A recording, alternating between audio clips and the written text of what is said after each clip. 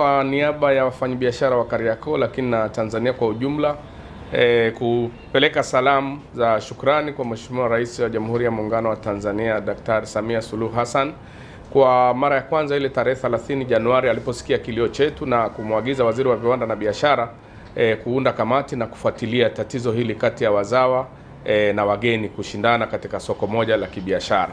Tunamshukuru sana Mheshimiwa Waziri. Baada ya kamati ya kwanza na hata task force ya pili, tumefanya kazi kwa karibu na jumuiya tukishirikishwa kwa kila hatua, na katika kamati ile tumeshuhudia madudu mengi na mambo mengi, lakini pia tumeisaidia serikali kwenye upande wa kodi vile vile, kwa sababu kuna kodi fulani ambazo zilikuwa hazijalipwa lakini zimelipika. Lakini wafanyabiashara tumepata mwanga na mahali pa kuanzia, na tunataka kushukuru kwamba kwa mara ya kwanza katika historia yetu jana tumeona muswada ule wa sheria ya kumlinda mzawa unasoma pale bungeni. Tunapongeza sana kwa hatua hii ya kwanza. Tunafahamu bado hatua nyingine za mjadala kuanzia tarehe 20 na baadaye kupitishwa, lakini na baadaye kuona ikichapishwa kwenye gazeti la serikali na Mheshimiwa Waziri mwenye dhamana. Kwa ni hatua moja ambayo tumepiga kubwa, na ni imani yangu kwamba sheria hii itakapoanza kazi kila kitu katika nchi kitakaa stable kuanzia dola, na sisi tutafanya biashara vizuri bila kubuguziwa. Moja ya maazimio yetu ya wafanyabiashara wakati wa mjadala pale bungeni kuanzia tarehe 21 hivi, wafanyabiashara kwa wingi wetu pia tutakwenda pale kwenda kusupport na kuunga mkono juhudi zile.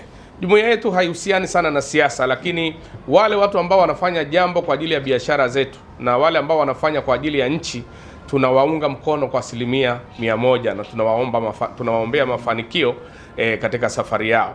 Kwa hiyo katika hili tunamshukuru mara nyingine na kumpongeza Mheshimiwa Rais, lakini na Mheshimiwa Jafo, watendaji wa mkoa wetu wa Dar es Salaam, mkuu wa wilaya na watu wote wanaohusika katika rasimu hii ya sheria mpya ya kumlinda mzawa, na tutakuwa nao bega kwa bega kuhakikisha kwamba wanatimiza nia zao. Katika kipindi cha miaka 6 nyuma hapo, kabla miaka 4 hii hapa katikati, wafanyabiashara wamepita kipindi kigumu kwa kweli, na wengine walifilisika na wengine walijiua.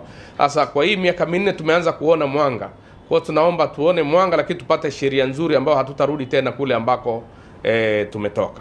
Kwa hiyo ni waombe wafanyabiashara mtuunge mkono na muwe wavumilivu katika wakati huu, na nikiomba serikali, kuna yale maduka ambayo yalikuwa yamefungwa kwenye hii kikosi kazi cha Mheshimiwa Waziri, yaendelee kufungwa vile vile mpaka Mheshimiwa Waziri atakapopata nafasi aje sokoni Kariakoo kuzungumza na wafanyabiashara, kutoa mrejesho, lakini na kupokea maoni na changamoto mbalimbali za wafanyabiashara.